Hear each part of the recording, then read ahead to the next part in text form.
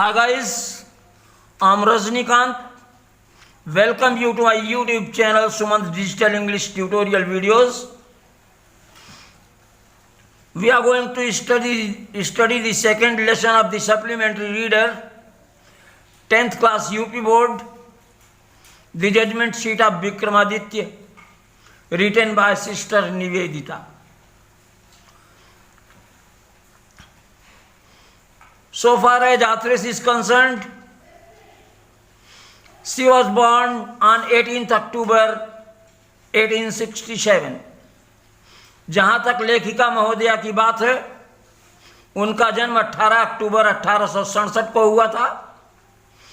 Her actual name was Margaret Elizabeth Noble. उनका वास्तविक नाम मार्गरेट एलिजाबेथ नोबेल था. She was an Irish lady and disciple of Swami Vivekananda. वो एक आयरिश महिला थी और स्वामी विवेकानंद की शिष्या थी. She opened a girls' school in baby बाजार एरिया ऑफ कलकत्ता. कलकत्ता के बेबी बाजार एरिया में उन्होंने लड़कियों के लिए एक स्कूल खोला था. She died on October 11, 1911.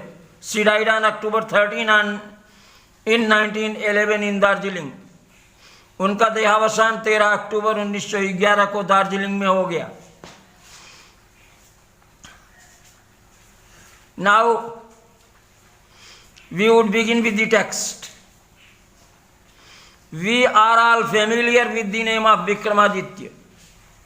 हम सभी विक्रमादित्य के नाम से परिचित हैं. His reign has been a landmark in the history of our country.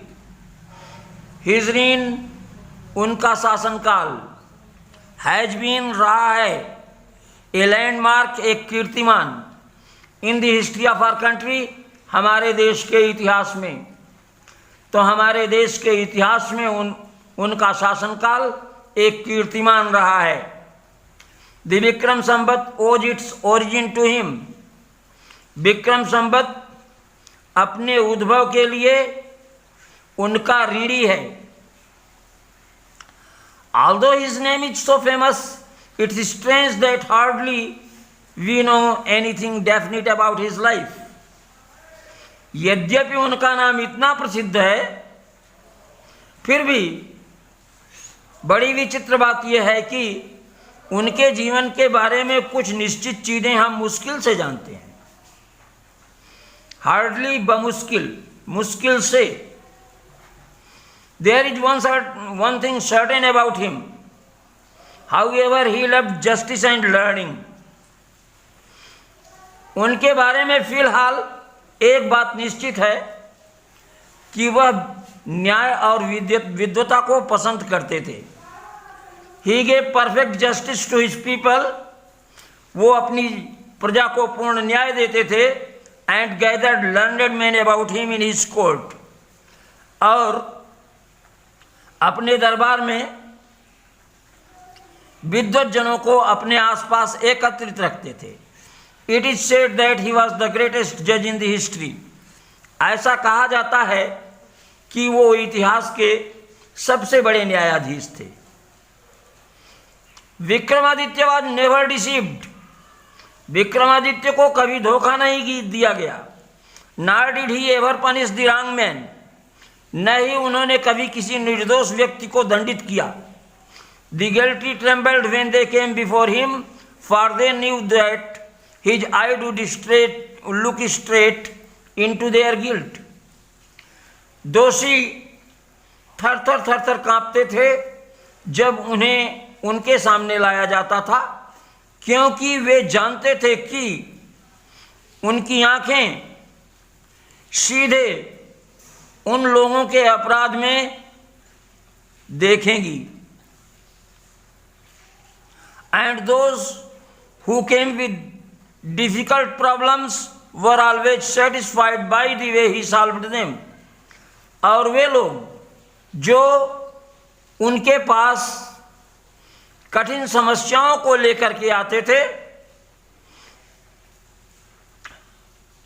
जिस प्रकार से वे उन्हें सॉल्व करते थे, उस तरीके से वे सदैव संतुष्ट होते थे।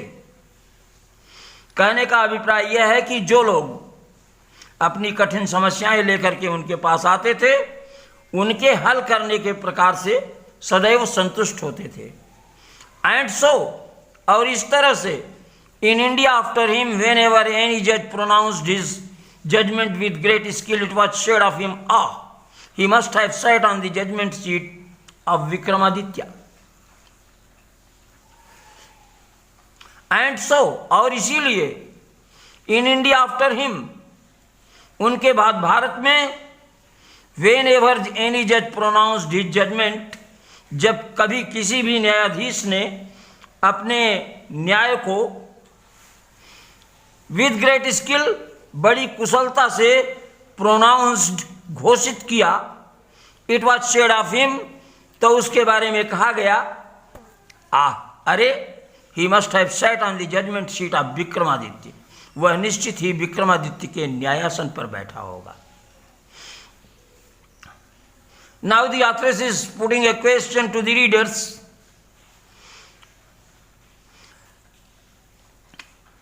Has anyone ever seen the judgement seat of Vikramaditya? क्या कभी किसी ने विक्रमादित्य का न्यायासन देखा है? Then she automatically replies, perhaps not. फिर वह स्वतः उत्तर देती हैं कि शायद नहीं, because the seat doesn't exist any more, क्योंकि आसन तो अब अस्तित्व में ही नहीं है। I am going to tell you how it disappeared. मैं आप लोगों को ये बताने जा रही हूँ, सिस्टर निवेदिता कह रही हैं कि she is going to tell you how the judgement seat of Vikramaditya disappeared. Sister Nivedita कहती हैं कि वो आप लोगों को बताने चल रही हैं कि किस प्रकार से विक्रमादित्य का जजमेंट सीट डिसअपियर हुआ। After the death of Vikramaditya, the people of Ujjain in due course of time forgot him. Vikramaditya की मृत्यु के पश्चात उज्जैन की प्रजा in due course of time, समय के साथ साथ, फॉरगॉट हिम, उनको भूल गई। तो विक्रमादित्य की मृत्यु के पश्चात उज्जैन की जनता समय बीतने के साथ साथ उन्हें भूल गई। His palace and his fortress were ruined. उनका राजमहल और उनका किला खंडहरों में तब्दील हो गए। The heaped up ruins having been covered with grass, dust and trees were turned into the pasture for feeding the cattle. The heaped up ruins, एकत्रित मलबा, have been covered with grass, घास से, ग्रास, डस्ट एंड ट्रीज, धूल मिट्टी, घास और पेड़ों से ढके होने के कारण वर टर्न्ड इनटू पास्चर्स, चारागाहों में तब्दील हो गए। फॉर फीडिंग द कैटल, जानवरों को खिलाने के लिए। तो विक्रमादित्य की मृत्यु के पश्चात समय के साथ साथ उज्जैन की जनता उन्हें भूल गई। उनका राजमहल और उनका किला खंडहरों में तब्दील हो गए और वे खंडहर घास, धूल मिट्टी और पेड़ों से ढके होने के नाते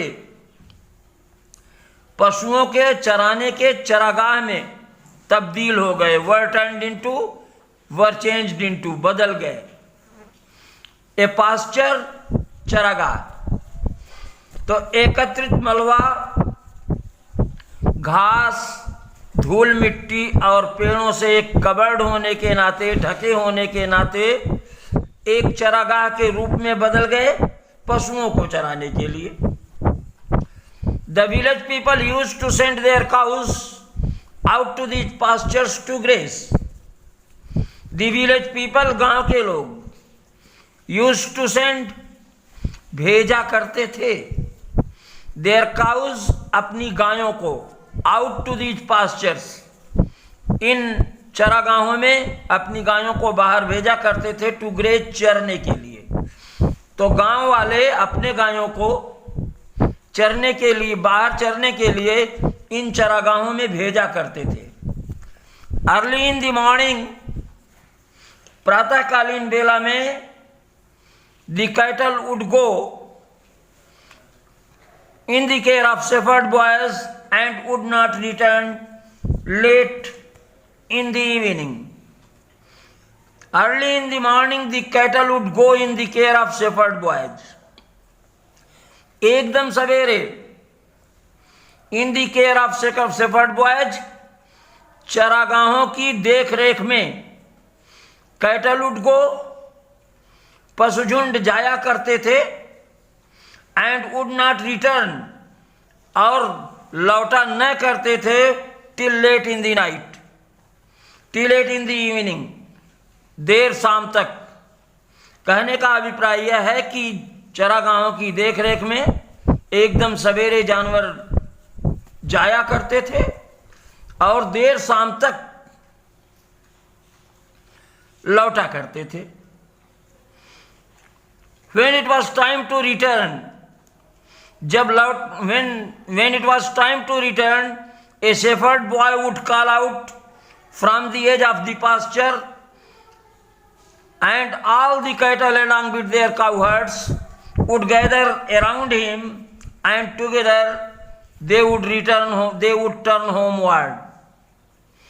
When it was time to return, जब लौटने का समय होता था, a shepherd boy would call out from the edge of the pasture, चरागाह के किनारे से एक चरवाहा जोर की आवाज लगाता था, एंड ऑल द कैटल, और सभी पशुझुंड, एलॉन्ग विद देयर काउहर्ड्स, अपने चरवाहों के साथ, वुड गैदर राउंड हिम, उसके परितः एकत्रित हो जाते थे, and together they would turn homewards, और साथ साथ वे लोग घर की ओर मुड़ते थे। Such was the life of a shepherd boy in the villages about Ujjain. Ujjain के आसपास के गांव में चरवाहों का जीवन ऐसा ही होता था। There were many of them, and in the long days on the pastures they had plenty of time for fun. There were many of them, उनमें से बहुत से ऐसे भी होते थे, and in the long days on the pastures, और चरागाहों पर दिन की लंबी अवधि में, they had plenty of time for fun, उनके पास मजा करने का, खेलने का plenty of time होता था, बहुत ज्यादा समय होता था। One day they found a playground, एक दिन उन्हें एक क्रीड़ा स्थल प्राप्त हो गया, and how delightful it was, means it was very delightful, ये बड़ा ही सुंदर था। The ground under the trees was rough and uneven, पेड़ों के नीचे की जमीन ऊबड़ खाबड़ और असमतल थी। Here and there the ends of great stones peeped out, and in the middle there was a green mound which looked very much like a judge's seat. Here and there, अत्र तत्र, यहाँ वहाँ, the ends of great stone, बड़े बड़े पत्थरों के कोने, बड़े बड़े पत्थरों की कोरें, peeped out, बाहर निकली हुई थी, and in the middle, और मध्य में, there was a green mound, एक हरा भरा टीला था, which looked very much like a judge's seat, जो किसी न्यायाधीश के आसन से बहुत मिलता जुलता दिखाई देता था। तो पेड़ों के नीचे की जमीन ऊबड़ खाबड़ और असमतल थी, चारों ओर बड़े बड़े पत्थरों की कोरें निकली हुई थीं, और बीच में एक हरा टीला था, जो कि किसी भी जज की सीट से बहुत कुछ मिलता जुलता था। At last one of the boys thought so and seated himself on it. अंत में बच्चों में से एक ने इस तरह सोचा और उस पर खुद को बिठा लिया। I say boys, he cried, I'll be the judge and you can bring all your cases before me and we will have trials. तो जब लड़के ने अपने आप को उस पर बिठा लिया तो उसने कहा, ऐसे बॉयज, बच्चों, मैं कहता हूं, आई विल बी दी जज, मैं न्यायाधीश बनूंगा, and you can bring all your cases before me, और तुम लोग अपने सभी मामले मेरे साथ ले आ सकते हो, and we will have trials, और हम मुकदमा चलाएंगे। Then he straightened his face and became very grave to act the part of judge. फिर उसने अपने मुखमंडल को सीधा किया और जज का अभिनय अभिनीत करने को बहुत ही गंभीर हो गया। Dear friends, it's all for today. In the first part, I hope you must have liked this video. Subscribe my channel in order to get the notifications at the soonest. Bye. 1, 2, 3, come on!